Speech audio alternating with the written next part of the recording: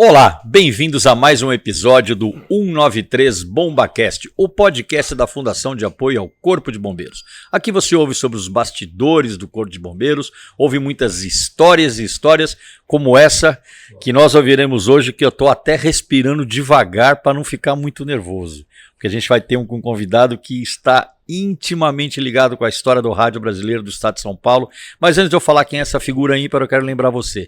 Inscreva-se em nosso canal 193 BombaCast, dê o like, acompanhe nossa programação todas as segundas e quintas-feiras.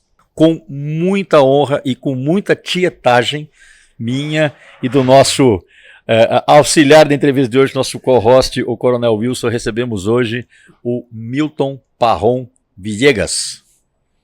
Uma lenda viva do rádio brasileiro e que tem muita história do Corpo de Bombeiros para contar para a gente. Parron, muitíssimo obrigado por você ter aceito o nosso convite. Nos sentimos assim muito honrados de ter você conosco aqui no nosso podcast.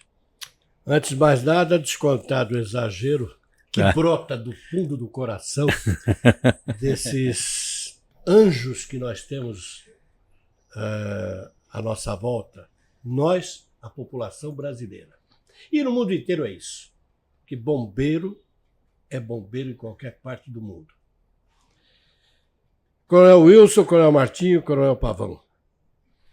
A honra é minha estar aqui, porque eu aprendi ao longo de exagerados 60 anos já de rádio, em quantas oportunidades eu pude presenciar cenas de bravura, de heroísmo, de coragem. É lugar comum. Mas é o que eles fazem. Os bombeiros dão a própria vida para salvar a vida daquele que ele nunca viu. E eu tive a oportunidade, em inúmeras ocasiões, de testemunhar esses fatos. Então, a honra é minha e a alegria é minha poder estar aqui para relatar alguns desses fatos. O Milton Parron, né, Wilson, ele tem uma história no jornalismo muito ligada ao jornalismo do factual, né, da matéria. Ele presenciou, esteve em vários eventos marcantes da história do bombeiro, né, Wilson, desde que a gente acompanha. O Milton Parron, na verdade, é uma lenda do rádio, né? O nosso ídolo há muito tempo, né? A gente que é fã do rádio, fã do jornalismo do rádio. E nós aqui na Fundação, antes até da Fundação, criamos o Núcleo de Preservação de Memória e nós fomos ouvintes aí do programa Memória, dos programas de rádio que ele desenvolveu. E como eu estava falando para ele aqui, há muito tempo que a gente é fã do Milton Parron e já ouve histórias dele. É como se fôssemos amigos, né? A gente sabe detalhes aí da carreira dele, quando ele começou lá na Jovem Pan e tal. Hoje na Bandeirantes. Depois na Bandeirantes, né? E realmente ele é um ícone do rádio, do jornalismo investigativo também, né? Que é uma coisa importante, né? Na carreira dele. E acompanhou várias ocorrências de bombeiro, vários pontos, várias fases da história do bombeiro, por isso que ele está aqui hoje até... E acumulou o maior número de broncas por parte dos bombeiros. Você tomava bronca, Milton? Você está brincando. E curioso que eu tomava bronca daqueles que mais tarde se tornaram meus amigos, porque eram broncas que visavam salvaguardar a minha segurança. Claro. Vou citar um exemplo. O primeiro incêndio que eu me recordo, que eu cobri, foi na Rua Direita, Bazar Lorde, à noite. E eu fiz a cobertura daquele incêndio, juntamente, eu fiz para a TV Record e para a Jovem Pan. E comigo estava a figura que está lá no céu, Laerte Garcia Rosa, fez coisas incríveis, fizemos juntos aí, terremoto no Peru. Bom, vamos relatar aqui o fato do lado. Num certo momento, mas pegou fogo tudo, destruiu. Era um casarão antigo de 2 andares ou 3 andares, coisa assim. Só estava a parede que dava de frente para a Rua Direita em pé. O resto tinha vindo tudo abaixo. E ainda tinha muito fogo lá no meio da... a escada Magírios ali na frente, esticada ali. Nós estamos falando aí de que época? 62. Certo. No seu começo. No No comecinho, comecinho. Certo. E o Laerte, que era ousado, atrevido, ele falou, me acompanhe, tinha que acompanhar mesmo, porque naquela época eram mini tapes, já era um avanço, mini tapes já era um avanço. E você tinha que estar junto com O fio tá ali, né? O fio tá ali muito curto. É. Ele falou, me acompanha aqui. Ele subiu na escada Magírios, eu fui atrás dele, narrando ali. Meu amigo, me aparece um sargento, eu nunca vi um sargento com uma estatura física como aquela, mas aos gritos. Saia daí! Desce daí! Seus irresponsáveis! Pô, o que é isso? Isso aqui é imprensa? O que é imprensa? Olha, descemos da escada, 10 minutos depois, aquela parede veio abaixo. Olha. Essa foi uma das broncas.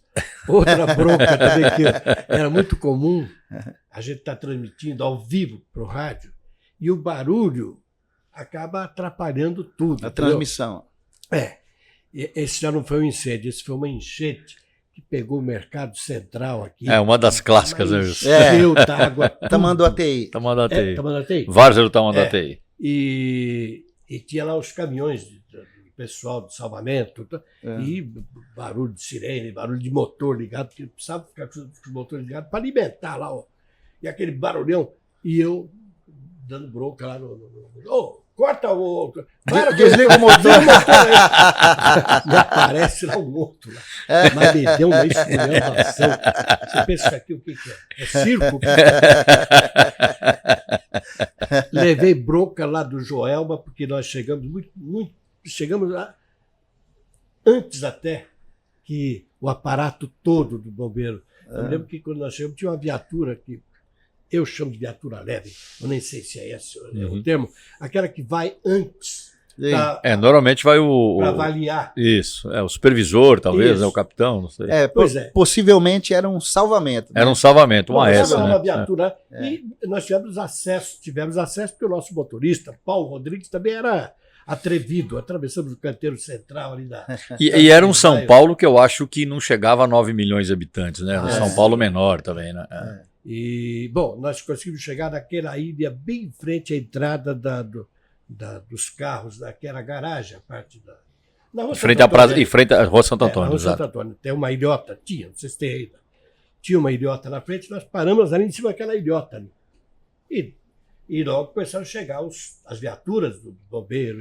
Aí você está falando da reportagem da Jovem Pan. Da Jovem Pan do Joelma. E você era repórter geral, fazia reportagem geral e aquele dia... Eu estava fazendo trânsito, cobrindo trânsito. E aí, pela viatura, o chefe de reportagem, José Carlos Pereira, pediu a posição de cada um. Nós estávamos em 4, 5. E o que estava mais próximo ali era eu. Eu estava ali na 23 Bairro. Você estava muito próximo. Estava na altura do Espigão da Paulista. E era, como o senhor disse, claro. uma época que não havia esse trânsito maluco. Não tinha a quantidade de veículos que tem para hoje. chegar rapidamente. Então fui eu para lá. Fui por essa circunstância, por estar mais próximo. No Joelma eu era sargento, comandava a primeira guarnição de salvamento no Cambuci. Ouvi a notícia pelo rádio, a Jovem Pan, o Milton Parron, dizendo que tinha um princípio de incêndio no Joelma, e eu conhecia o prédio, porque eu vinha de Santa Amaro, deixava o meu carro ali e vinha para o centro da cidade fazer o que precisava fazer. E ali nos acomodamos e eu informei a eles que a situação realmente era de um incêndio de grandes proporções. Mas nesse momento ainda não havia aquela cena horrível que sucedeu depois das pessoas se projetando. Eu não vi gente, não vi nada. Sim, perdão. Vi sim. Quando nós estávamos encostando viatura, tinha um volume ali coberto com uma lona e tal. Até achei que era o motorista falou, tem que tirar ali puxa aí um pouquinho de lado ali. Achou que era entulho, achou que era, sei lá, madeira, qualquer coisa. E eu saltei e fui. Era uma pessoa que estava ali morta. Já estava coberta por uma... A morte, para mim, ainda não estava tão banalizada quanto está hoje. E era muito comum um corpo ser velado na rua por centenas de pessoas. Eram curiosos que passavam e a morte chamava a atenção, e eles ficavam, por curiosidade. Hoje você passa diante de um corpo estendido, você não dá banalizado. Quando eu vi aquele corpo ali, aquilo já deu a mim a ideia de que se tratava de algo de grandes proporções. Uhum. Aí eu informei na emissora e recebi ordem, vamos acompanhar direto. Vai ao vivo a partir de agora. Próxima entrada sua. Já é ao vivo. No Joelma eu já pedi estava... para você contar a sua história no Joelma. O Joelma foi diferente, totalmente diferente. 74. O Joelma foi em 74 e esse incêndio foi pela manhã. Eu acho que eram tipo 8h30 da manhã que começou. E eu estava de oficial de operações. Naquela escola que o comando ali na São Joaquim, na Liberdade. Era uma sala de aula, tinha até um tablado junto à lousa lá. E nós ficávamos ali, a nossa mesa do tenente.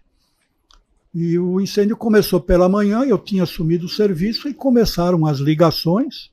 E ali foi desastroso, né? O nosso procedimento ali.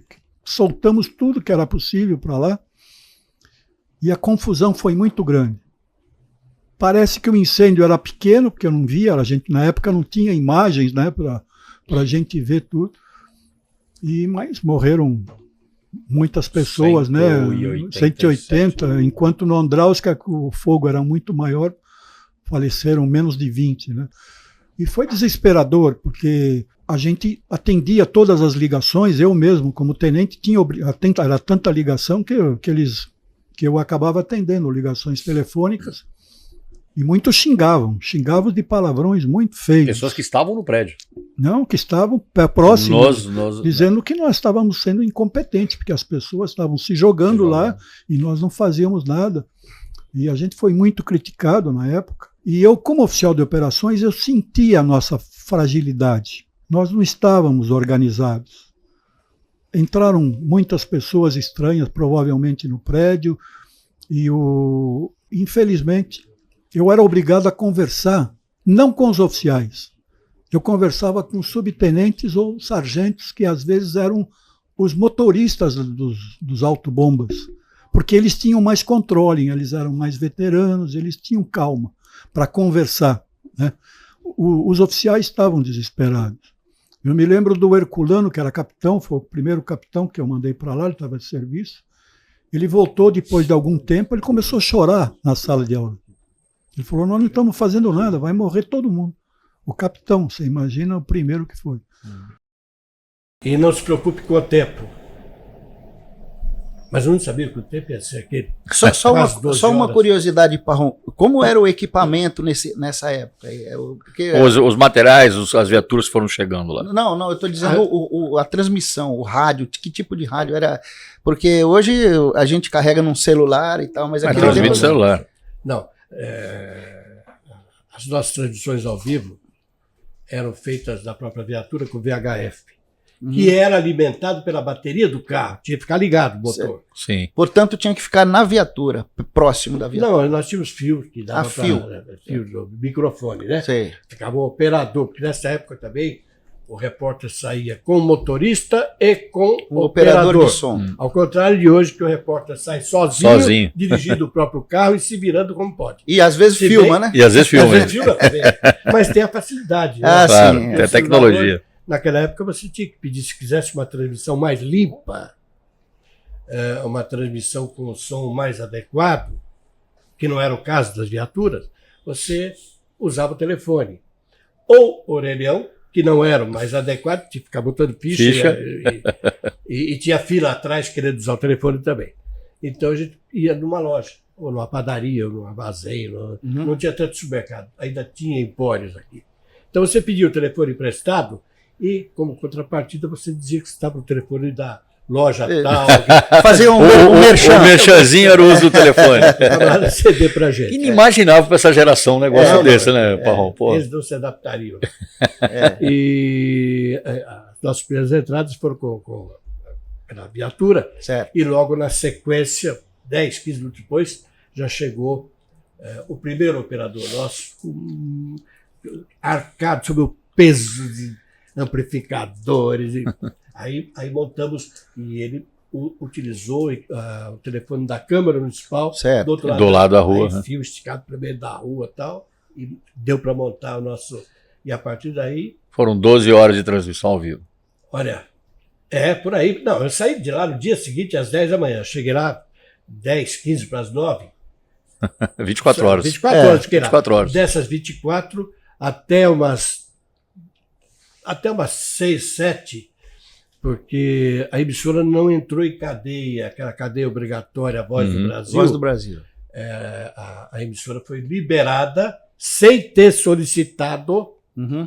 Isso é importante. O Ministério das Comunicações enviou lá um telegrama para a emissora, liberando-a Da de entrar em transmissão cadeia da Voz do para Brasil. continuar com a cobertura aqui. Nesse episódio, você já contou pra gente, você teve uma interação muito importante com um oficial nosso hoje, lá no céu também, o Coronel Caldas, um ícone para nós.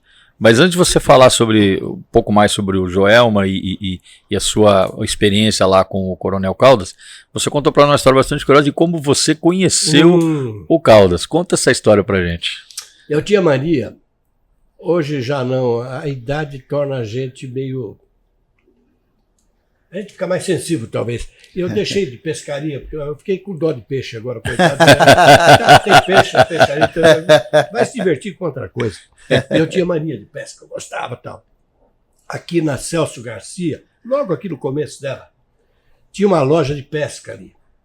E eu, de vez em quando, passava lá, tinha a Casa Diana mais à frente, que era uma casa maior, tinha Casa um grande. gaúcho, eu era freguês dessas.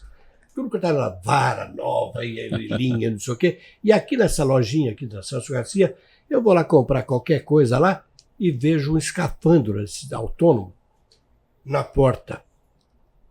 Eu não sei, eu acho que empolgado com os filmes da época, aqueles seriados, falei pro camarada, quanto que é isso aí?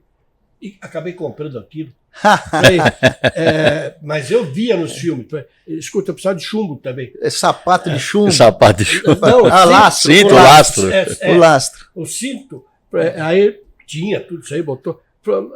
Peguei, falei, mas está muito leve, não dá. Bom, podemos botar mais. Conclusão. Nem mesmo o instrutor do Corpo de Bombeiros salvaria com aquele cinto. E eu fui para Bertioga, que era lá que eu pescava muito, no canal de Bertioga, onde tinha balsa.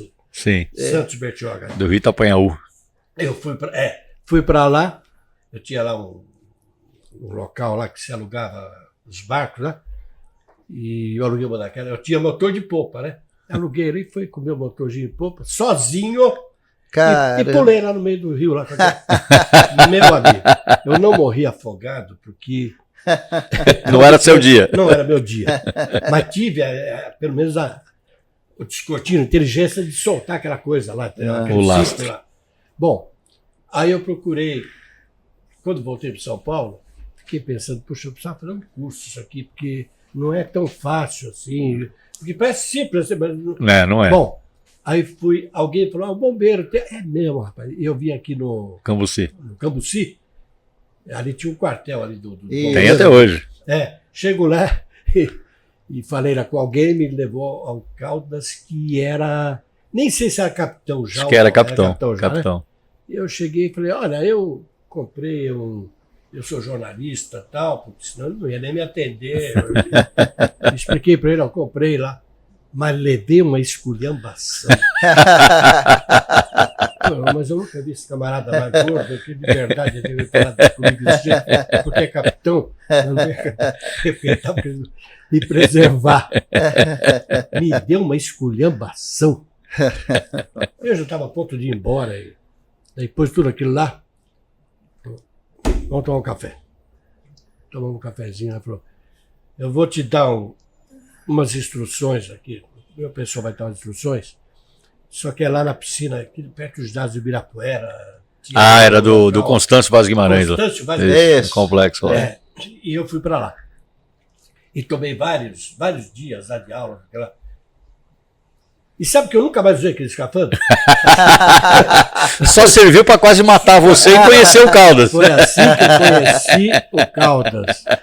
Depois disto, teve enchente, que eu cruzei com ele. Aham. Teve mais de um incêndio aí, de maior ou menor proporção, até que o Joelma foi marcante para sedimentar a nossa amizade. E ali, no Joelma, não pense que eu escapei de bronca também, não. E dele, Lá, você tomou bronca lá que também. você está fazendo com essa viatura aqui? A hora que eu cheguei, é onde tinha. E agora não tem como tirar. Estava cercado, não tinha como. Para tirar a nossa viatura... Sim, tinha um monte de caminhão de bombeiro. Nossa Senhora, não tinha como. E, de certa maneira, foi... Para a emissora foi bom. Para mim foi traumático. E a posição que eu me encontrava... Você viu tudo, né? Eu não vou chegar ao exagero de dizer que eu tinha que desviar. Isso seria uma mentira. Mas os corpos de pessoas que se atiravam lá de cima. Alguns silenciosamente atravessando aquela cortina de fumaça, embarcando para o outro mundo silenciosamente. E outros, o grito que vinha desde lá do alto. E o baque do corpo batendo no chão, na minha frente.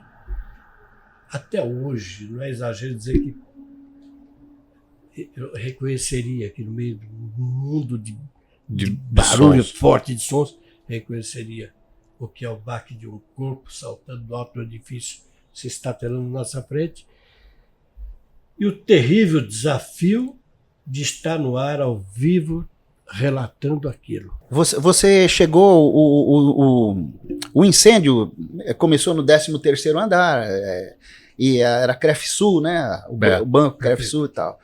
E quando você chegou já estava tomado o prédio, né? A fumaça e tal. E os bombeiros chegavam e entrando para tentar apagar por dentro ainda, né? Como foi essa... Como é que foi a sua impressão? O que me chamou muito a atenção foi o pessoal que atuou pelas escadas Magiros. Ah, sim. Onde alcançava, né? Onde alcançava. Onde alcançava, aí, lógico. Aí tem outra. Num certo momento do incêndio, quando já estava... eu já estava dizendo que bombeiro já estava próximo à Operação Rescaldo, que o incêndio estava controlado. Sim. Estava no meu campo de visão, mas não estava no meu campo de visão a parte de trás do prédio, que ainda tinha chamas. E um ouvinte liga lá para a redação da Jovem Pan e diz: olha, eu estou aqui no meu escritório, no prédio ali na rua Doutor Falcão, Alameda Falcão ali. Eu estou vendo daqui, eu estava com binóculo e tal, tem uma mulher, gente ainda. Tem uma mulher desse outro lado, e ela está na janela, está literalmente do lado de fora, em pé da janela, e tem chama abaixo dela, um pouco abaixo dela. E eu botei o Coronel Caldas, estava ali, né, para falar com a pessoa. Esse ouvinte aí foi dando para ele, e ele orientou esse cara lá, o pessoal da Magiros ali, né? E eles botaram a escada, mas tinha coluna em fumaça, uma coisa.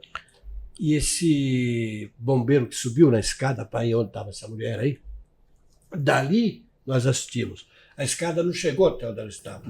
Faltou, talvez, ali, de onde a gente se encontrava ali, dá a impressão de ter faltado cerca de um andar ou meio, por aí, alguns metros, para chegar até onde ela estava. E esse bombeiro na nota, você via ele gesticulando, mas ela pendurada. E ela acabou... Não aguentou. Se soltou. Não aguentou. E caiu em cima dele, no topo da escada. Ali, chegando na Praça da Bandeira, a gente via aquele prédio, via assim para cima. Já estava pegando fogo em muitos andares? Estava muito andar. Ave Maria. Estava bravo e aí o capitão Caldas chamou o senhor? Falou, chamou para pegar a escada de gancho. Sobe no autoescada. Subir no Magiros. Se eu não me engano, aonde a gente estava trabalhando, tinha 2 Magiros. Tudo isso o pessoal ainda lá em cima, porque dá para ver também as pessoas no vídeo do Souza Lima, que está aí na internet, o pessoal pode buscar. As pessoas corriam para um lado por causa das chamas, corriam para o outro e não tinham o que fazer, né? Elas não conseguiam permanecer em nenhum lugar. Tanto que algumas o senhor citou que elas acabavam se projetando, né? Tentavam descer pela marquise do prédio, Exatamente. pela estrutura e acabavam se projetando. Caiu uma pertinho da gente, bateu na escada e a gente via que ela ia rodando lá para baixo. Lá. Difícil, né? Em 74, eu morava na Zona Sul. E eu estava indo de carro pela 23 de maio, indo para a Central aqui. Né? Aí, dado um momento, tudo vazio, aí um policial me parou, só não pode continuar. Falei, por quê? Tá vendo? Começou um incêndio aqui bem na Praça da Bandeira. Né? É. Eu falei, aí eu mostrei a identidade, eu sou do bombeiro. Aí eu fui até lá, vim até aqui a Central, troquei de roupa e fui para lá. Fui para lá. Meu Deus. E saí de lá, depois de uma noite, e eu participei de várias coisas. Né? Vou citar alguns exemplos para você. Eu estava subindo a escada e um bombeiro achou um maço de dinheiro. Mas, seu tenente, isso aí, eu olhei assim, falei, isso não é nosso, joguei no fogo. Joguei no fogo o dinheiro. Eu falei, pô, podia ter levado para casa ele, até ter pensado nisso, mas eu, naquele momento, no outro momento, eu subi até o teto. E várias pessoas, porque não havia condições do helicóptero pousar, porque tinha a parte de cima. Ele tem como se fosse uma projeção do elevador, né? Então ele impede. Não, o telhado lá era aquele telhado que era frágil. Frágil. Mas o que eu deixei na minha memória foi uma loira bonita, assim, deitada, sorrindo, com os olhos abertos, morta. Putz. Até hoje eu não esqueço a feição dela. Aí depois voltei para o local e fiquei sentado na janela, me amarrei, ajudando o pessoal a descer. A descer pelas escadas? Não, pela escada mecânica. Pela escada mecânica, nossa. Entendeu? Então foi isso. Esse incêndio eu participei. É aí onde que eu entrei no prédio. Entrei no prédio, fui verificando e nos banheiros tinha muitas mulheres mortas, muita gente morta. E ia no posto do elevador, olhava também, estava.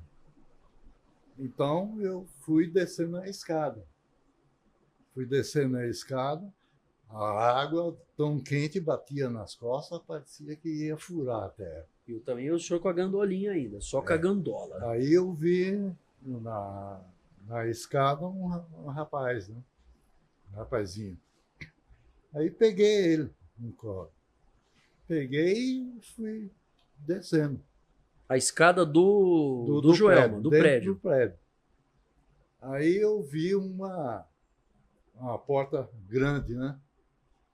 Eu olhei assim, era um estacionamento grande. Quando cheguei perto da coisa, alguém gritou, cuidado! E eu senti um tranco na roupa. Aí depois eu olhei assim, aquele fumaceiro, aquela poeira tremenda, né? Aí não fui enxergando mais nada, foi me apagando. Apagou. Apaguei, né? Com a vítima junto? Não, a vítima caiu também no braço. Aí depois, muito tempo, aí fiquei sabendo que a laje caiu em cima dele, esmagou ele. E aí, pelo menos não atingiu o senhor. Uns pedaços me atingiram. Quebrou o nariz, quebrou os dentes na frente, né? A boca, quebrou a clavícula, quebrou os braços, quebrou as pernas, 3 costelas quebradas, uma perfurou o pulmão, onde me socorreram para a Santa Casa ali, perto do Lago do Arocho. Depois me contaram tudo, né? Não, mas conta aquilo que o senhor tinha falado para mim. Socorreu o senhor naquele momento e deixaram o senhor junto com quem? Junto com os pessoal que tinham morrido, né? Foi Deixou deixar na ao lado marca, dos mortos. junto com eles. E depois, passando para socorrer outras pessoas, acho que bateram em mim, acho que eu dei uma reação, levaram para dentro. Meu Deus do céu. Aí depois eu fui acordar no hospital da Polícia Militar, lá perto da Cavalaria. Na Lá. cavalaria. Que era ali, né? Era ali. Olha só. Ali eu fiquei muito tempo. Aí quem foi me achar foi meu pai. Meu pai veio, trouxe um jornal onde estava meu nome na relação dos mortos. Eu não sei como é que, até hoje eu me pergunto, o que é que esse camarada fez para segurar esta mulher e vieram os dois rolando. Uma coisa inacreditável. Ô, Parrão, você sabe que essa história... Mas vieram rolando, chegou lá embaixo desse cara, ele estava quebrado, e ela também, já a ambulância ali, bota. E o Caldas chegou, falou alguma coisa pro camarada, botou a mão no ombro dele. E eu falei, capitão, ele era capitão, é um herói, mas vai se salvar. Mas eu vi que ele estava com os olhos lacrimejando. Ele, Caldas, o comandante, estava emocionado. E a população ali em volta, aplaudindo. Coisa que... Esse foi um dos momentos. Teve outro momento que me emociona muito lembrar aqui, eu estou pulando etapa. Não, por favor. À noite, eu digo, na verdade, de madrugada, lá pela 1h da manhã, por aí, já a população já havia dispersado, já estava tudo sob controle. O Caldas chega para mim, pro meu pessoalzinho, quer entrar lá? Mas está funcionando? Não, mano, só aqui não. Aí eu entrei com ele ali pela rampa, que era de carro, ali era uma área... Era dos 3 andares de estacionamento. Garagem, As garagens. E nós entramos ali, tinha uns holofotes amarelados de bombeiro ali, e tocado a geradores, né? E ainda muita fuligem de suspensão, e aquele cheiro de fumaça, de óleo, de... Olha...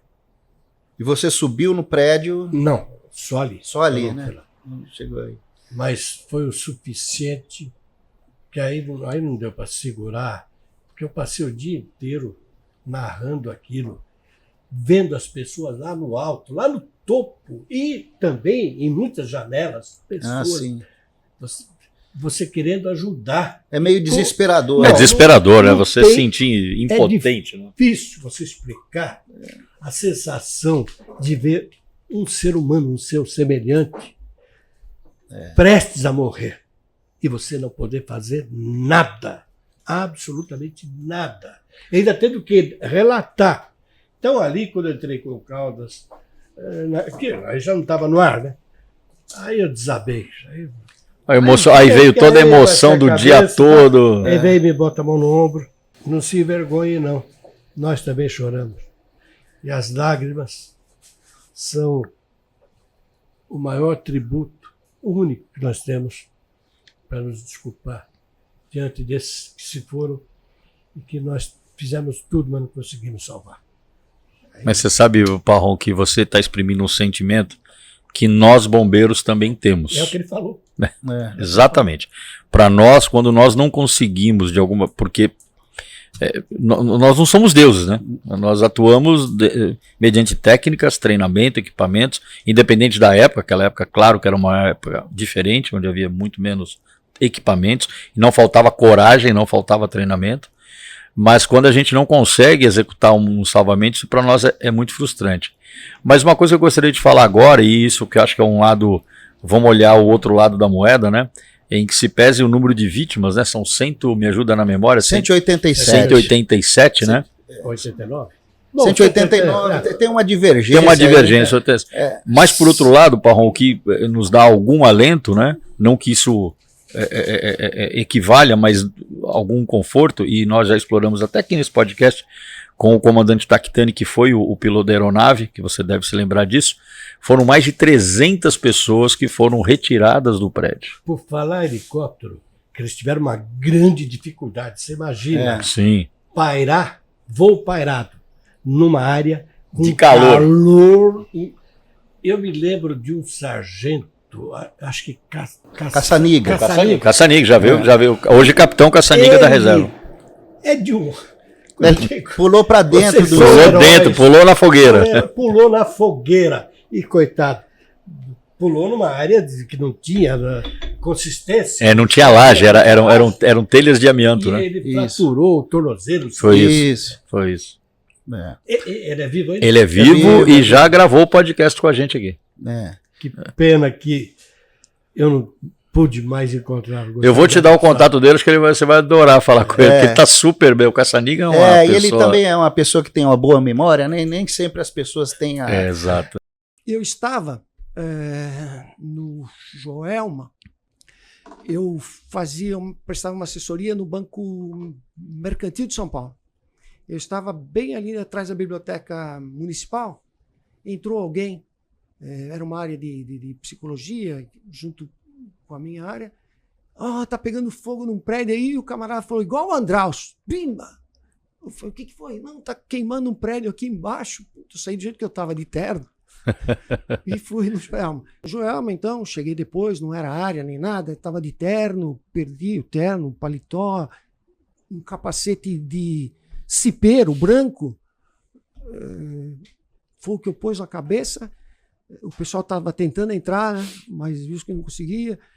O Lísias e o Caldas tentaram fazer aquele cabo aéreo. Fizeram o cabo. O coronel Indalecio fez aquele voo lá sobre o Joelma, preso na corda, né? Tem essa imagem. Tem essa imagem. Me lembro disso. Tem também a imagem do Caçaniga saltando do helicóptero e caindo em cima das telhas. Em cima das telhas. É que marcou, evidentemente, essa tragédia, o número de pessoas que pereceram, 187. Mas, por outro lado, né, um levantamento que até nos ajudou, outros entrevistados aqui, mais de 400 pessoas foram salvas. Né? Então, a tragédia é muito lembrada, infelizmente, aqueles que morreram, mas houve um número muito maior de pessoas que puderam ser salvas, né, comandante? Só um paralelo, você vê a diferença do Andraus e o Joelma, né? A facilidade que o Andraus teve com aquele terraço próprio para ter circulação de pessoas, e o Andraus, que era um telhado não tinha como telha brasilite, não tinha como estrutura de madeira de sustentação, e lá um telhado livre, onde até helicóptero conseguia chegar. De repente, chamado, e nós fomos para lá. Eu fui o primeiro bombeiro a entrar. Comecei a jogar a escada de gancho, a corda de gancho com gancho, e escada de gancho, escada de alumínio, e fomos subindo nos andares, pus um monte de escada de corda que nós mesmos havíamos fabricado, né? E o pessoal foi descendo do flanco esquerdo da rua Santo Antônio, e eu deixei o pessoal lá trabalhando, alguns soldados, já com as escadas montadas, e vim para 9 de julho. Subi e fui até o 12º andar. Aí o fogo já tinha tomado as escadas, tomado tudo, abrindo elevadores assim. Eu abri um deles lá, 4 pessoas dando mão um no outro, mas é morto. Foi uma tragédia. Totalmente queimado. 187 mortos. 187. Eu me lembro do o último cidadão que foi tirado. Eu deixei, ele não pode deixar que eu fico aqui. Ficou no topo onde estava a escada Magiro, e ele ficou lá, né? Fumando um cigarrinho. Eu lembro, tem essa cena aí em algumas reportagens. As mãos dele estavam tudo queimado, bolha de sangue, né? Aí o coronel Martins chegou, que ele estava trazendo umas viaturas que tinha chegado da França, né, lá em Santos. Aí ele chegou, subiu, ficamos conversando. E aí eu digo, agora vamos descer, porque você é o último convida, tá? Aí ele, descendo, olha, falou para o coronel Martins, olha, eu aprendi a sobreviver no Andraus, mas eu nunca mais, já jurei a mim mesmo, eu não subo, E nem um prédio com mais de 2 andares. Ele também estava Ele escapou do Andraus. Ali teve 2 moças que foi salva na escada. Uma, ela desceu, caiu na escada, ela e mais 4 pessoas. E desceram aquele rolo de gente um por cima do outro. Mas sobreviveram essas pessoas? Sobreviveu. Acho que morreu um senhor, mas a moça sobreviveu. Ela bateu... Quer dizer, ela pulou de um andar mais alto do que estava a escada, na escada, não é? Isso. Na escada Magiros. E aí eu, quando descendo aquela gente, eu estava descendo com uma pessoa nas costas, estava todo queimado e eu ajudava as pernas dele para descer o degrau. E naquele momento eu gritei para o rapaz que estava do meu lado, eu digo, segura que morre. Segura que você morre. E aí veio aquele rolo de gente, ela bateu em mim, eu segurei, tentei segurar, mas era muito peso, né? E aí conseguiu jogar ela para o lado de um cabo do bombeiro que estava lá e ele segurou ela, né? Salvou. Exato. Eu conversei muito com o Pavão sobre isso.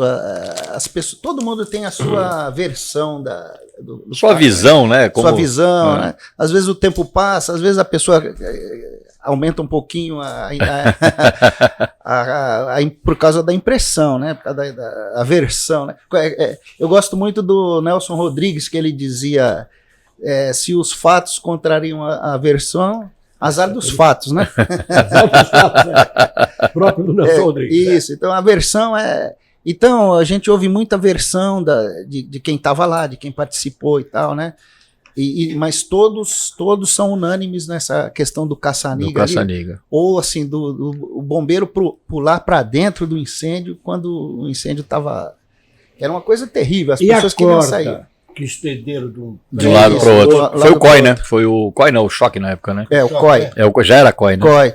O Lísias que passou Coronel Lísias. Eu não, pelo menos não me lembro de ter lido por aí, e eu gostaria de dar um testemunho aqui relacionado com o prêmio que recebeu o Capitão Caldas. Isso. Por aquela atuação heróica. Pela repetição. Porque já não foi no Joelma, em todos os outros. Ele, no Andraus, eu me lembro que quando fez 20 anos do Andraus, a gente trabalhava aqui no quartel, né? Fizeram um evento aqui e do pessoal que trabalhava no Andraus, isso foi em 92, para contar a história, eles mesmos contar a história, inclusive o próprio Coronel Caldas contou para nós, né?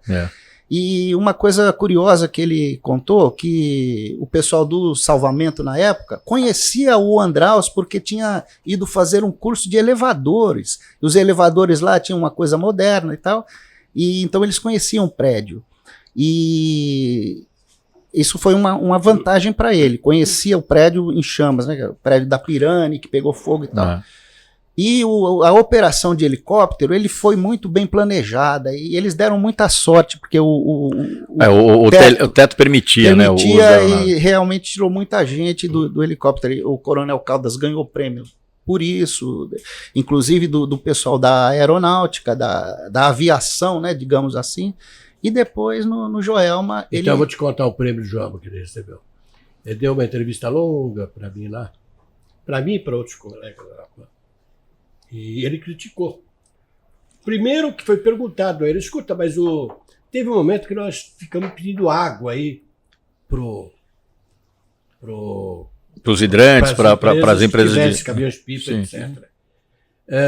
Escada Magiros também teve uma atuação, quer dizer, ela teve atuação dentro da limitação dela. O bombeiro está bem equipado? Ele falou as verdades. O Caldas falava. Aí, escutei a legislação aqui. A legislação nossa é do tempo que o Anchieta, nunca me esqueço disso, Anchieta, Manuel de Paiva e Manuel da Nóbrega fundaram fizeram a missa aí, que se pegasse fogo na tapera ia queimar, porque mais ou menos essa, a legislação é a mesma. Mas os bombeiros vão até onde é possível. Daí para frente é com a Câmara Municipal, é com os políticos.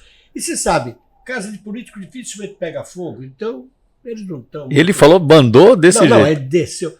Você acredita que alguns dias depois, em vez de se tomar uma providência, ele foi transferido para Santos. Em 72, né, todo mundo sabe, foi o Andraus. Em 74, o Joelma. E logo depois disso, o deputado federal Faria Lima, ele organizou um simpósio, congresso, lá na Câmara Federal, né? E o Agassi, meu colega de turma, ele tem os anais desse simpósio. Vale a pena ver. Aí, você lendo aquilo, você vê que o nosso conhecimento, digo no Brasil, né?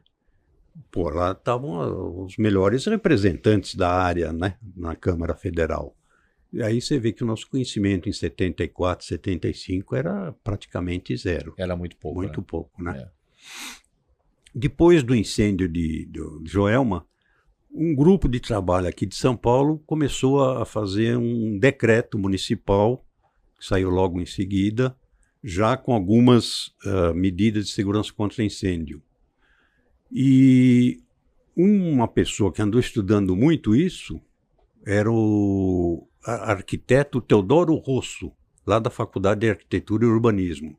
Então ele fez muitas publicações que estão lá na Faculdade de Arquitetura e Urbanismo. Na FAO. E aí aquilo que eu já comentei com você, né? Da gente unir a teoria com a prática. A universidade faz pesquisa, o bombeiro tem a prática.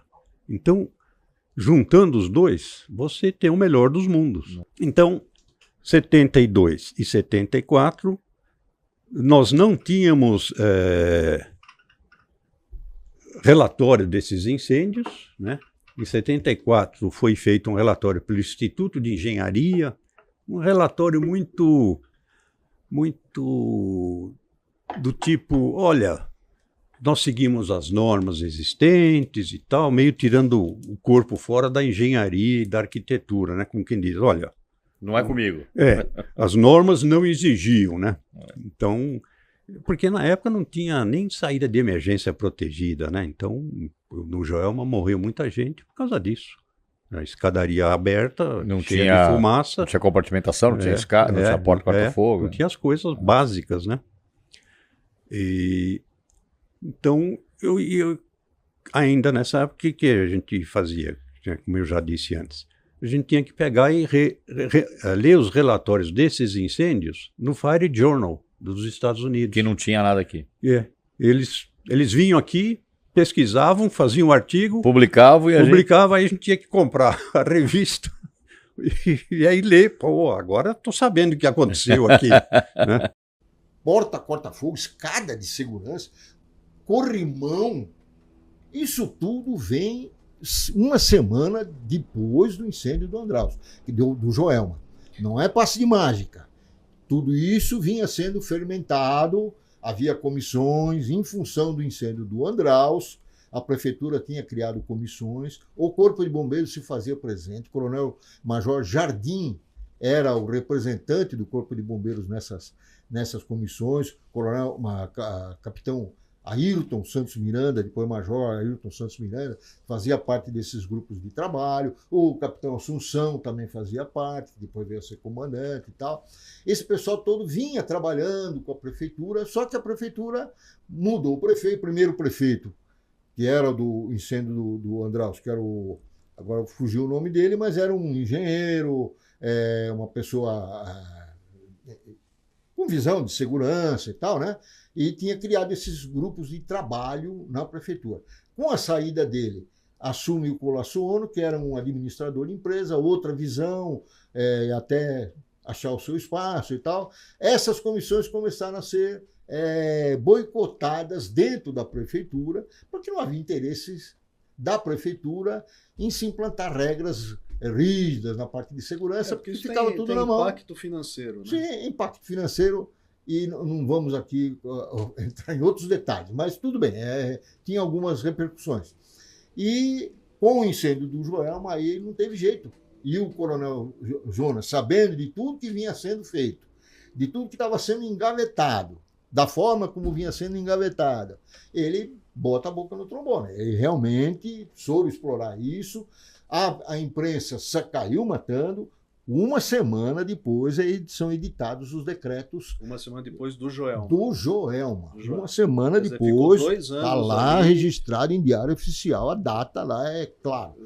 Quer dizer, no Andraus teve um start, o pessoal Isso. acordou para o assunto. Só que Começaram a estudar, a trabalhar. Isso aí.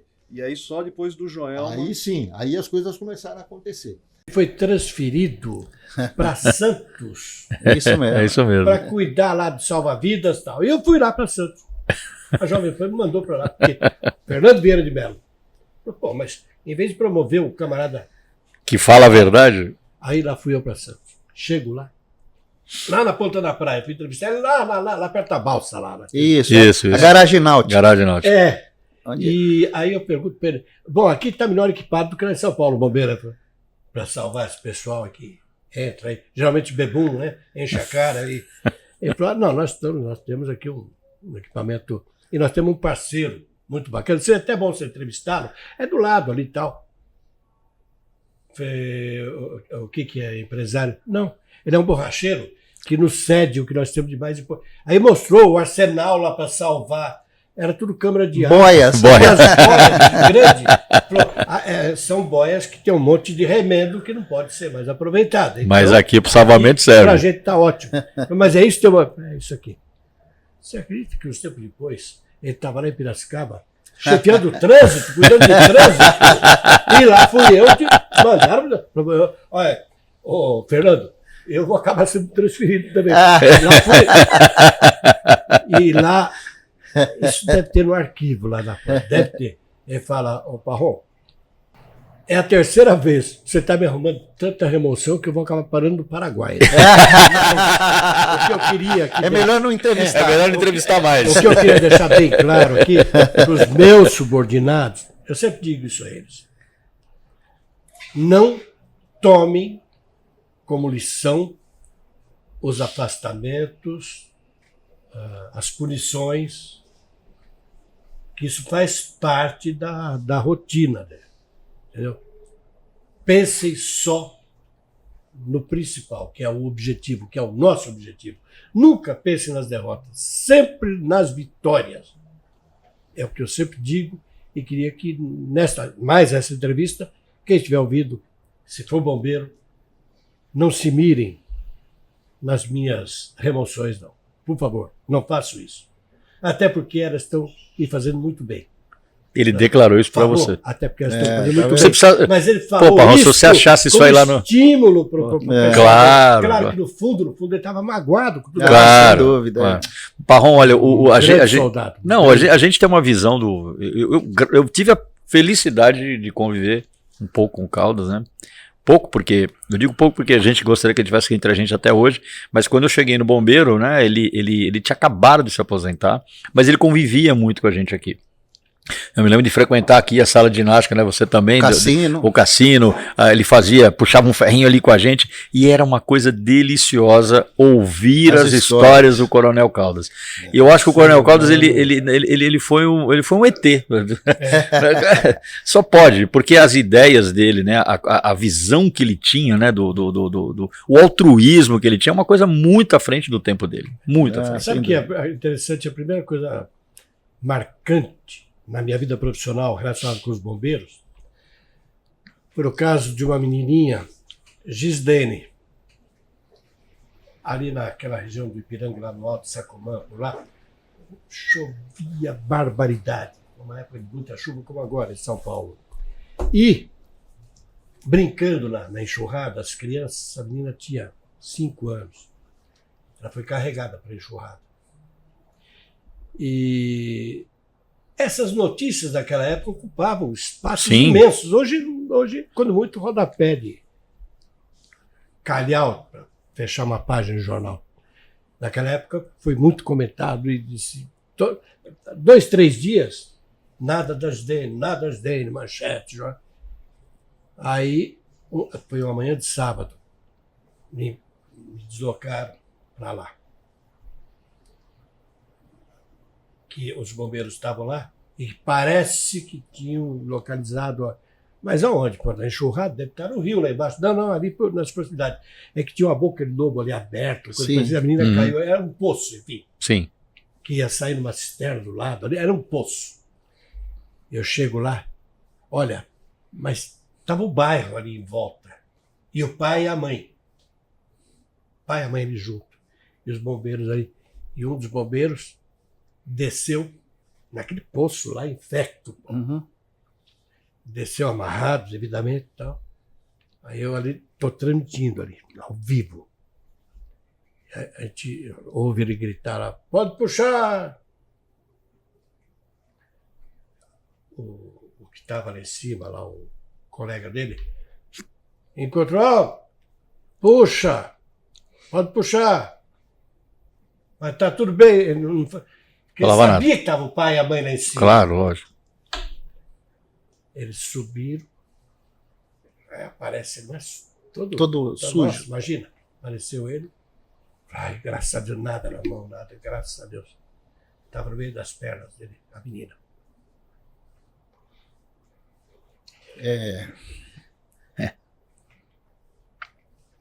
E os pais ali, também a emoção dos pais também é difícil. O que fez ali o oficial ali, abraçou os dois, levou para uma viatura, para atendimento médico, enfim. Ali o trabalho de vocês não tem como dimensionar. O trabalho dos bombeiros é uma coisa que, entendeu? As pessoas me perguntam, o bombeiro, o policial militar, não, são coisas distintas. São coisas distintas. O bombeiro, ele atua como bombeiro, ele vai apagar um incêndio, ele vai pular no meio da fogueira para tirar alguém lá de dentro, vai para o salvamento, ele pula no mar encapelado, sem salvamento, sem nada, para tirar alguém de lá. O policial militar, até por não ter preparo para isso, ele não faz isso. Agora, o bombeiro, se tiver alguém aí sendo assaltado sob a mira do revólver, o bombeiro vai lá e faz o papel do policial militar. Não sei se ele teve esse preparo, deve ter tido também, mas é da índole, é da vocação dele. Por isso que eu acho que, hoje eu não sei como é que é, mas o camarada entra no bombeiro, entra na polícia militar e é deslocado lá para dar tiro aí, bandido trocar tiro aí. Ele, de certa maneira, sabe que essa... Agora, se você botar esse camarada para ser bombeiro, você vai cometer um equívoco, porque o bombeiro, acima de tudo, tem que ter vocação, desprendimento, e tem que ter, acima de tudo, pouco amor à própria vida, se tiver que salvar a vida do próximo. Não é para qualquer um. Tem que ser para bombeiro.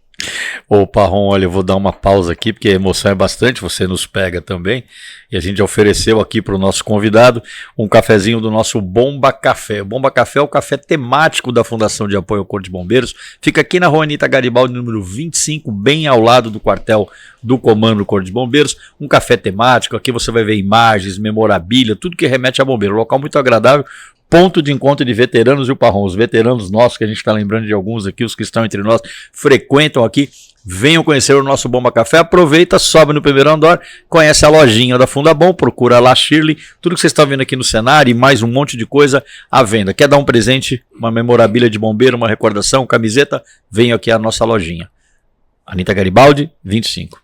Parron, essa pausa... É pro cafezinho. É pro cafezinho, ela é importante pra gente respirar um pouco também, né? Por isso que... Se a gente ficar contando história aqui... Estão bem servidos. O café é bom, né? Oxalá o nosso fosse igual. É porque é do Bomba Café, né? Se fosse o café do quartel... Não, o café do quartel já é legal, mas... Parron, são muitas histórias que você tem e você... faz um papel hoje muito importante, né? Você cuida, você ainda é, né? Você está na Bandeirantes e lá existe o Centro de Memória, né? Eu não sei o nome. Centro de Documentação e Memória. Centro de Documentação e Memória. O CEDOM. Você é o responsável pelo CEDOM. E eu acredito que você deve até lá bastante coisa. O Coronel Wilson até estava conversando aqui um pouco antes sobre essas reportagens, matérias, enfim, coisas do Corpo de Bombeiros, né? Você imagina que você ainda tem essas coisas lá. O Centro de Documentação da Bandeirantes tem registros lá verdadeiramente históricos em todas as áreas da atividade humana, todas. artística, científica, esportiva, política, Deus que me perdoe, enfim. Mas tem também da atuação dos bombeiros em alguma, por exemplo, só para ilustrar, até porque o coronel Martinho, ele me lembra muito a figura física, o semblante dele, um saudoso colega, Luiz Carlos Gertel. Luiz Carlos Gertel, repórter. E tem lá um registro muito curioso, quando pegou fogo aqui o edifício CESP ali. Sim, o prédio da CESP. Prédio da CESP na Paulista 1987, Paulista com Augusta. Que... Nós temos o registro todo, além daquele incêndio. E com imagens e áudio? O CEDOL só trabalha com áudio. Só áudio, ok. E algumas semanas mais tarde, teve que ser implodido o prédio. Sim. Isso. E nesta implosão, que é um fato curioso, ele estava ao vivo. Sim. Luiz Carlos Gertel, no programa do Antônio Carvalho, que está no céu. Antônio Carvalho. Foi um domingo de manhã isso. Aí ele fala, Gertel, mas falta quanto? Não, já deveria. Nós estamos já todo mundo já foi recuado aqui, já a área está isolada, estamos aguardando. Qualquer momento vai ocorrer explosão. Mas não tem um horário definido. Então, estava marcado para 3 minutos atrás, mas tem a impressão que houve um pequeno atraso, e naquilo acontece. Bum! Você ouve no rádio. Você leva um susto no rádio, cortado lá na hora. Você falou de um episódio, né, que marca também a história aí do atendimento do Corpo de Bombeiros, do prédio da CESP. A gente já entrevistou algumas pessoas aqui que atuaram, né? E é impressionante porque ali houve uma única morte, que foi o Vigia que estava na garagem. Porém, a gente teve ali um número de bombeiros que quase morreu. Bateu na trave, porque eles saíram, eu não diria minutos, talvez segundos antes daquela parte que na verdade, o prédio desmoronou e eles estavam na caixa de escada. Exatamente. Por isso que não morreram, né? Por isso que não morreram. E assim, eu digo isso porque até alguns relatos que a gente ouviu, para muitos deles isso foi um fato transformador, na vida deles, eu quero dizer, né? A gente já entrevistou aqui o Coronel Camargo, né, que para ele deu, né, o testemunho dele, o que significou esse momento de quase morte, né, para ele na vida profissional dele. Eu estou falando aqui que bombeiro ele dá a própria vida para salvar a vida do semelhante. Não é exatamente. É dar a própria vida para salvar a vida de um animal. Porque me ocorreu aqui agora um outro fato extremamente, mas muito emocionante que eu presenciei. Foi no incêndio lá da Brinquedos Estrela, ali no Paris. Sim. Na rua Joaquim Carlos. Paris. O incêndio estava... E tinha lá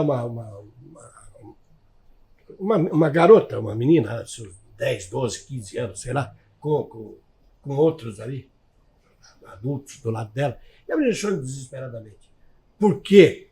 O cachorrinho dela estava no escritório em que um parente qualquer, ou amigo, sei lá, levava o cãozinho. Todo mundo gostava daquele cãozinho lá. Ele estava lá. Mas estava tudo em chamas ainda. E todo mundo consolando a menina, aquela choradeira e tal. Eu sei que uns 10 minutos passaram, que nem já tinha passado aquela cena. Eu já estava relatando outra. Me aparece lá um soldado do Corpo de Bombeiro. Como cachorro. Parrom, você falou de cachorro, a gente lembrou o seu amigo, né, que te mandou um abraço, já falei, Coronel Mauro Lopes. Tivemos com ele ontem, ele relatou, eu não sei se você participou disso, porque isso é já um pouco mais contemporâneo, não é nova, mas é um pouco mais contemporâneo. Quando nós aposentamos os cães de busca do Corpo de Bombeiros, a Dara e a Anne, que nós fizemos homenagem a elas lá no Ipiranga, no Parque do Ipiranga. Eu não sei se você Não tá. Você não tá.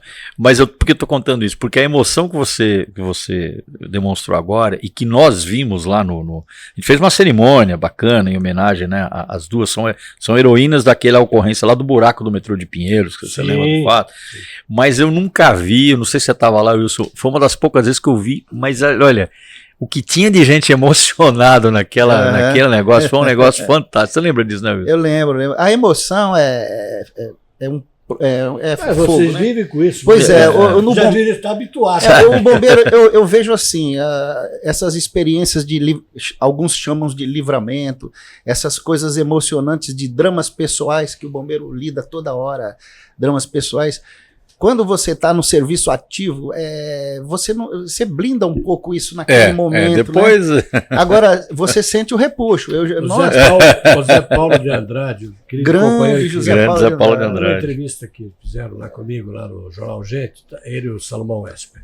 Ele falou, Parrom, eu vou falar, vocês vão ficar chateados, mas tem, com todo o respeito, Fred, defina numa palavra, você que esteve em tantos episódios com o envolvimento do Corpo de Bombeiro, defina numa palavra, Corpo de Bombeiro, masoquista. Masoquista. Ele abre mão da própria segurança, abre mão do conforto da casa dele, ele se apresenta voluntariamente, se não for chamado, ele se apresenta voluntariamente diante de uma grande catástrofe. E quando ele está lá no frigir dos ovos, ele faz qualquer coisa para salvar o patrimônio, para salvar a vida das pessoas, dos animais, enfim.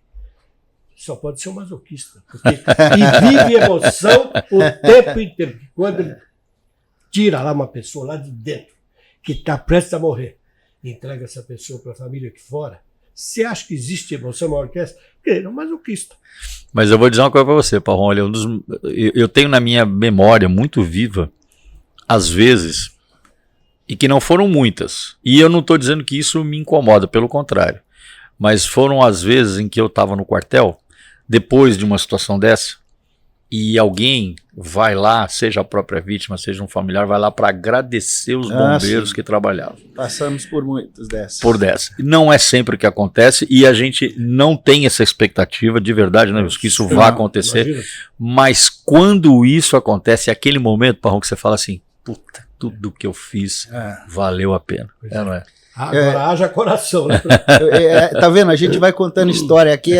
Eu me lembro de uma vez que a gente trabalhava no serviço de resgate, que também lida muito com esses dramas pessoais e emoções, né? E a gente dava muita entrevista e tal, e me chamaram para falar num programa matinal, chamava Bom Dia Caminhoneiro, acho que no SBT, uma coisa assim.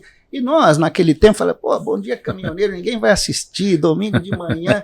E nós falamos com o nosso serviço e tal, né? Beleza. Aí, dias depois, veio uma senhora aqui, tá vendo a emoção, né? Na época não era, mas agora... Ela veio aqui agradecer que ela tinha visto a nossa palestra e demonstramos lá um desengasgamento, como fazia e tal, e ela fez isso na filha dela. Salvou a filha. É o caso, aí saindo dos bombeiros, é o caso desse pessoal, das viaturas aí da PM. Sim. Quantos partos. E essa situação também de engasgamento. Pois é. Isso. Agora, eu me lembrei agora, você falou de salvamento de animal, é outro episódio daqueles das broncas que eu andei tomando, que acho também foi dos atrevimentos, mas não foi meu. Eu citei agora há pouco um grande cinegrafista, que era repórter, o Laerte Garcia Rosa. Nós fomos, um dia qualquer, a TV Record nos mandou. Fui estava na PAN, mas a Jovem Pan e a TV Record... Sim, era do mesmo grupo, né? Mesmo grupo. A gente cobria para as duas. Olha, tem um caso ali nessa região, não sei por que razão, a gente vivia aqui para o estado de Ipiranga. Aqui. E tem lá um macaco lá que tá aprontando lá. A mulher tinha uma quitanda, mas o macaco era dela. E o macaco sim. E tava para ele estrepulia lá. Dá umas imagens legais, vão lá vocês dois. Aí fui eu lá. O bombeiro foi lá para. Tava lá o bombeiro. Para capturar. Tava lá. Mas o bombeiro tava o salvamento, tava o AS lá. Só que o macaquinho, que engraçado. Dava um baile, não, já tava na coleira. Já tinha. Aí o Laerte falou, pô, mas agora mais um macaco aqui na coleira e tal. Faz é que daí. Aí fiz uma entrevistazinha boba lá, não vai render nada. Aí ele falou, vamos voltar aqui meia hora aqui. Voltamos depois. Né? Você acredita, o Laerte soltou o macaco? Rapaz. Para dar pauta. Nós tomamos uma. Voltou a viatura. Nós tomamos. O bombeiro voltou. Voltou e queria nos levar para a delegacia. Tinha que render a pauta, pô. Render a pauta. Foi um custo convencer de não nos levar para a delegacia. E com razão. Agora, eu levei a bronca ali também, eu levei de carona, porque. Quem soltou não foi você. Não fui eu, foi o Laerte que soltou o macaco. Olha, eu vou te falar, a gente fazia umas coisas também curiosas. Viu? Olha, o rádio, né? A gente que é fã de rádio e tal, eu vejo que é um veículo que nunca vai acabar. Né? Pode vir o que vier, pode vir plataforma, podcast.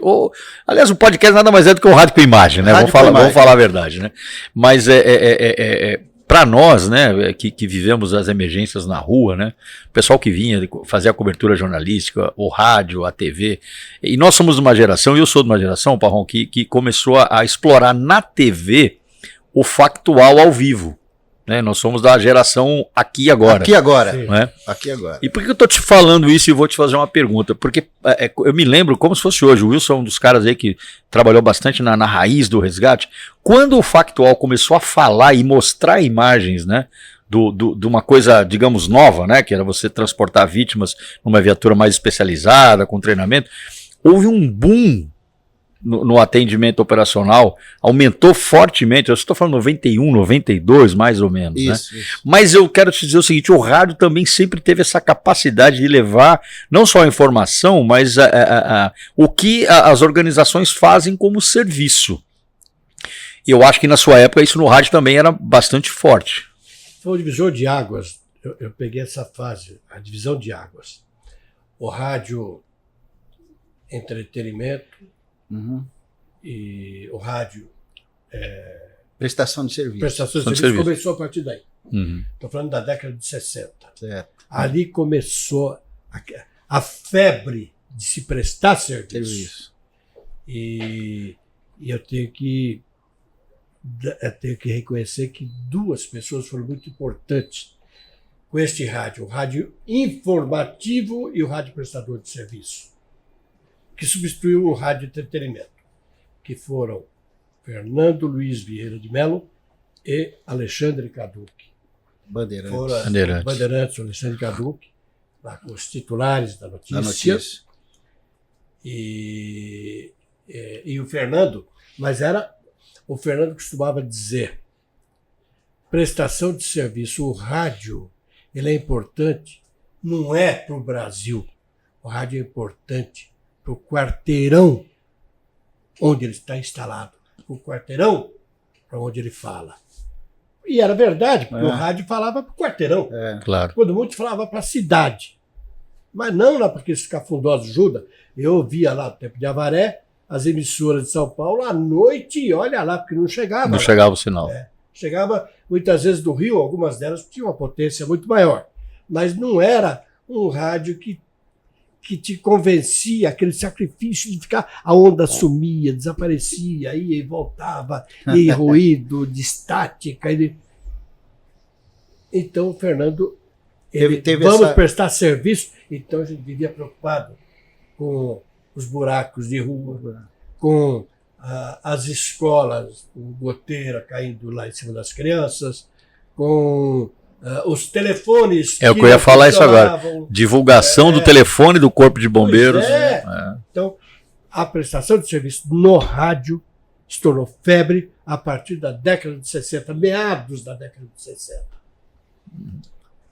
E o jornalismo investigativo, que você também é um ícone.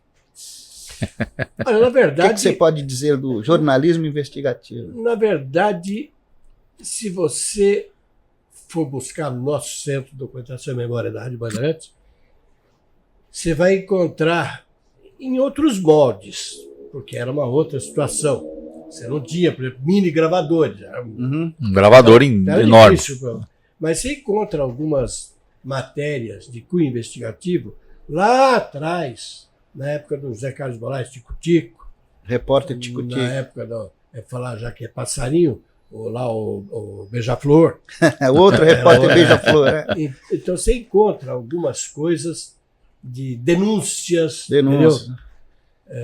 Mas eles faziam dentro da possibilidade técnica da época. Eu já peguei uma época mais tranquila, entre aspas, porque você vê uma matéria investigativa, te leva muitas vezes a ficar frente a frente conversando com o indivíduo em local nada seguro, então não é muito confortável, entendeu? Eu sei que você já contou isso várias vezes, conta só do sequestro do menino Carlinhos. O Carlinhos, foi emblemático. Eu era garoto, eu tinha uns 9 anos, mas eu lembro disso. Olha o que ele fez. Eu sei da história. O Carlinhos foi um negócio curioso, porque ele estava desaparecido, tinha sido sequestrado lá no Rio, né? Isso. Tinha sido sequestrado, e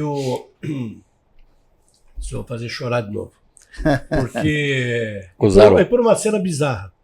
Um certo dia, todo dia estava na manchete dos jornais. Jornal Nacional, eu lembro. Revista Veja. Repórter Esso na época. A Revista Veja dedicou páginas e mais páginas em várias edições. Aí, um certo dia, chegou a notícia que bomba aqui, que tinha sido preso o autor do sequestro. Que era acusaram o pai, né? Era o pai do menino que tinha... Não ele mandou sequestrar, é a notícia que chegou aqui. Ele mandou sequestrar para poder libertá-lo, teria que pagar uma fortuna que ele não tinha. Então ele ia fazer uma campanha para arrecadar, etc. E tinha um pequeno laboratório farmacêutico que estava mal das pernas, etc. Enfim, essa era a acusação. Estava preso. Estava preso. No dia seguinte, Fernando, sempre ele, me manda para o Rio. Ainda eu ponderei Fernando. Mas o Wilson, que era... Wilson Dias. Wilson Dias, repórter. É o repórter novato. Ele era a mesma coisa que o Gertel, né? De rua. Isso, eu lembro dele. E o Wilson Dias tinha feito um dia antes uma entrevista com o delegado Moacir Belot, onde estava preso o pai lá na delegacia lá no em Rio. Caxias, na cidade lá de Caxias. Caxias. Eu falei, pô, Fernando, o Wilson já fez outra entrevista com o cara, não discuta. Tinha feito o CPOR, militar. Lá fui eu para o Rio no dia seguinte contrariado. Chego lá,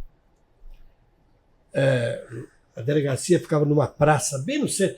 Aqui em Santo Amaro tinha a subprefeitura, ficava bem no meio de uma praça, igualzinha essa. Igualzinha esse distrito. Ficava no meio da praça. Eu cheguei lá, tinha uma escadaria, subi e tal, e pedi para esse delegado. E ele me atendeu no corredor, estava saindo e tal, e tinha vários repórteres lá pela frente e tal, porque o pai estava lá.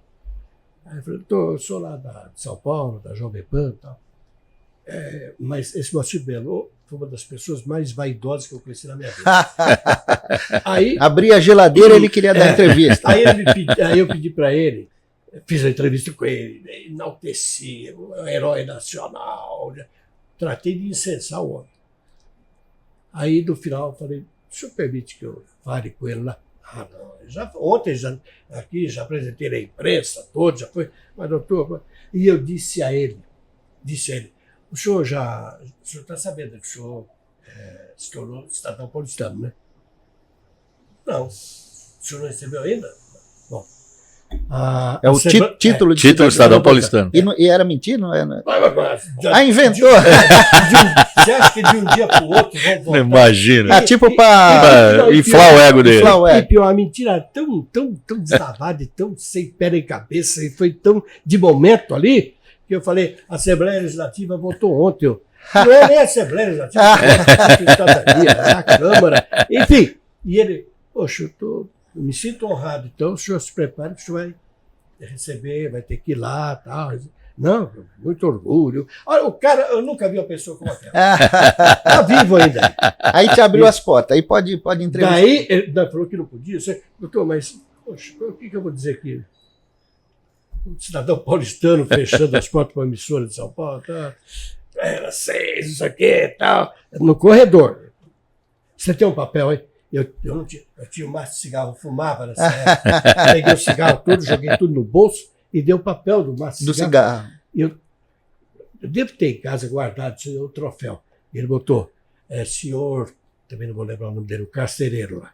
Senhor fulano tal, o jornalista do futebol está autorizado por mim a conversar com o seu João, acho que era João, o pai do menino.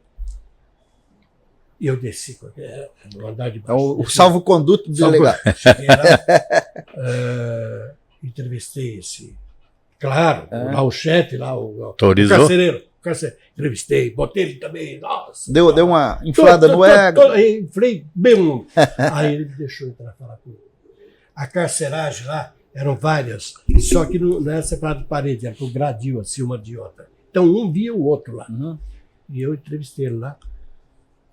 E por qualquer razão, eu sou cristão católico desde criança e tenho a Nossa Senhora Aparecida como minha madrinha. Cada um tem a sua crença. Claro. E eu costumo dizer, nessas aventuras de paraquedismo, se ela não está comigo, eu estou lascado. E ela, nessas horas, ela tem me... Por qualquer razão, eu achei que ele não estava mentindo. Ele falou, você acha que eu poderia sequestrar, mandar matar o meu próprio filho? Olha para mim e diga, o senhor acha? O senhor falou. Eu não falei para ninguém porque não me deixaram falar. Os seus colegas aí, eles me chamaram, desde que eu entrei aqui, estava cheia essa praça de jornalista, só gritando, assassino, assassino, mata, mata. Uhum. Eu não sei a razão pela qual estou aqui. Eu não fiz isso, meu amigo. Eu quero que apure a verdade. E ninguém não tinha nem ouvido ele? O que aconteceu com ele? Foi acusado por um tal de Adilson, não sei das quantas. Esse Adilson foi pego, eles chamavam, não sei, de FUA, Parque de Diversões. Estava no Parque de Diversões, naquela época tinha muitas essas patrulhas do Exército que andavam por aí.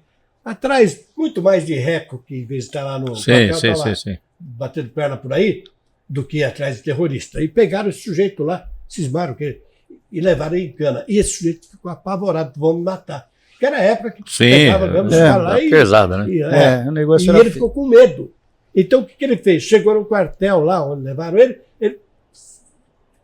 inventou. Contou uma história fantástica, que era essa, estava todo dia nos jornais, que ele tinha sido um dos... os caras lá do Exército mandaram direto entregar ele na delegacia com o Moacir Bellot e explicar para o Moacir Bellot que ele era... E esse Moacir Bellot, em vez de apurar tudo, já chamou a imprensa toda, os holofotes, pela vaidade dele. E aí ficou uma... Bom, quando ele... Eu estou lá no xadrez, esse seu jogo e tal, aí eu saí, fui no carcereiro, que eu já havia feito com ele entrevista, botado nas alturas. Cadê o Adilson? O Adilson saiu de manhã aí com o pessoal, aí, os investigadores, e não voltou até agora. Eles estão procurando o local aí, onde jogaram meninos, não sei o quê. E eles devem estar chegando a qualquer momento. Tá bom. Aí vamos ver se o senhor me facilita aí e tal. Eu sei que eu fiquei meio escondido quando eles chegaram, porque você podia se implicar também. Claro. Os investigadores deixaram o Adilson, falei, deixa eu falar com o homem, né? Entrei lá para falar com ele. O denunciante. O denunciante. E no meio da conversa, ele dizendo que ele não viu, ele não foi ele que, a hora de matar... A história não parava em pé. Não para. E que ele tinha sido um mero, no dia do sequestro, ele pegou o garoto e levou para um determinado local e entregou para os negros lá, os outros da quadrilha. Aí eu falei, Adilson, nesse dia que vocês pegaram ele de manhã cedo lá na porta da casa dele, indo para a escola, ele tinha passado a noite acordado com dor de dente. Ele não incomodou vocês? Não, nós passamos lá numa farmácia depois. Comprou um remédio. Comprou um remédio para acalmar. Ele estava realmente... Fladinho, você nunca teve dor de dente? Estou te contando uma história maluca que ele nunca teve isso. É fora. Eu vou falar uma coisa. Porque eu sei que eu estou marcado para morrer aqui. Não morri hoje por falta de oportunidade. Os investigadores saíram com ele, porque eles já sabiam que ele era um puta de um mentiroso. Estava inventando tudo. E eu, como é que vai voltar atrás, vai chamar uma imprensa inteira aí? Vocês e você estava gravando isso? Tudo gravado. Gravado até hoje, tá? Na minha casa tudo isso aí gravado. Aí eu botei aquele troço no ar. Ele falando que era mentira e tal. Tudo. Eu tinha um colega meu que estava comigo lá, dando sustentação e tal, porque eu não conheço nada da Rio de Janeiro, Caxias, que é o Israel Gímpio, que era... Israel Gímpio, nosso repórter lá no Rio de Janeiro com Israel Gímpio. E ele pegou a gravação, foi correndo lá para a nossa sucursal no Rio, tocou no ar, era umas 3 horas da manhã. E aquela gravação foi repetida de hora em hora. Quando foi umas 10 horas, o juiz lá da vara mandou soltar o pai e afastar o delegado. No dia seguinte foi afastado o delegado e o secretário de segurança. Foi exonerado. E aí, a hora que este homem sai, o pai sai aquela escadaria, aquela multidão que estava 2 dias antes querendo matar, e a imprensa, seu João, aí era seu João, já não era mais. Ele desceu, eu não olhei para a cara de ninguém. Eu estou lá, junto ao cordão, botaram o cordão lá de isolamento. Eu estou junto, eu vou ver se eu consigo uma palavrinha dele, pelo menos. Quando ele chegou, que ele me viu, não precisa nem chamar. Ele foi até onde eu estava, me abraçou e me deu um beijo no rosto, coisa que não era muito comum, um homem beijar. Me deu um beijo no rosto, falou, Deus vai te pagar por isso.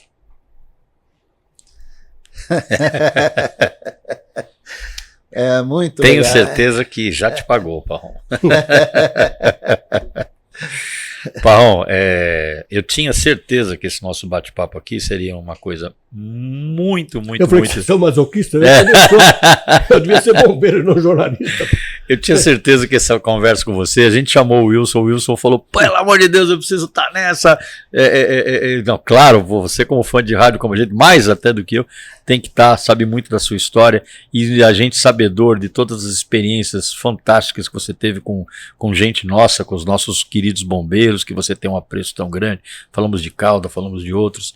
Então, assim, a minha expectativa, eu posso dizer que ela foi muito além do que, né, a gente esperava. Bondade, você. Você, como já repito, você é ícone para nós, a gente que tem essa aventura de querer usar o microfone, para você isso é a sua vida, foi a sua vida, é a sua vida, a gente aprende com você.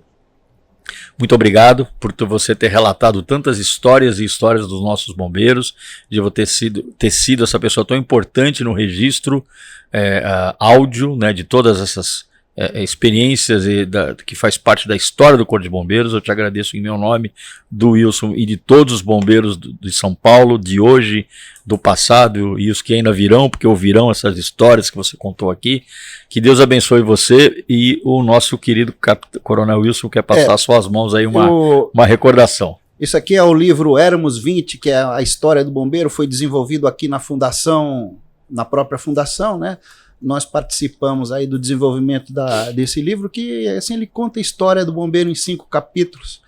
E eu queria te fazer presenteá-lo, depois você dá uma lida aí. Que honra. Tem a história do Corpo de Bombeiros, né? Você que tem a medalha centenário do Corpo de Bombeiros. Ele é recipiendário da nossa medalha. Muita honra. É uma história, a gente resumiu um pouco a história do bombeiro, a jornalista Tânia Galuzzi, que foi nossa...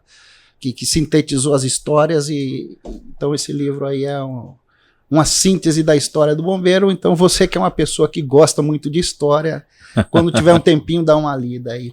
O tempinho será todo para o livro. A honra é minha recebê-lo. Aliás, generosidade é outra das virtudes de vocês.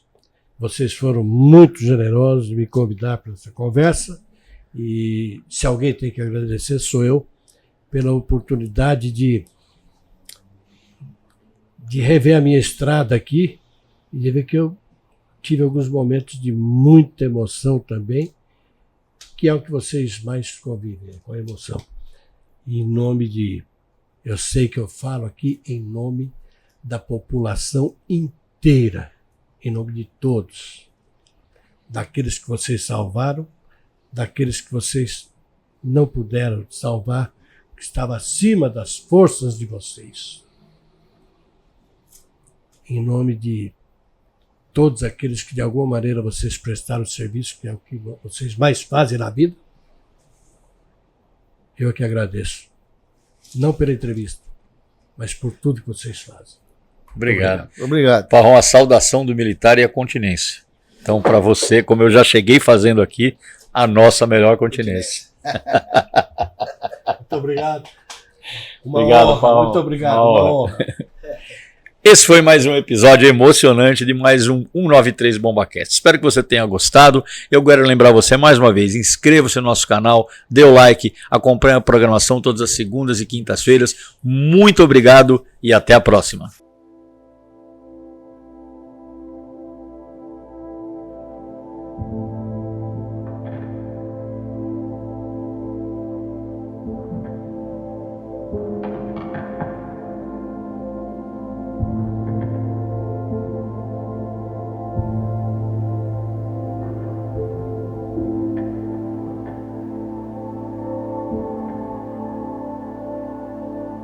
you.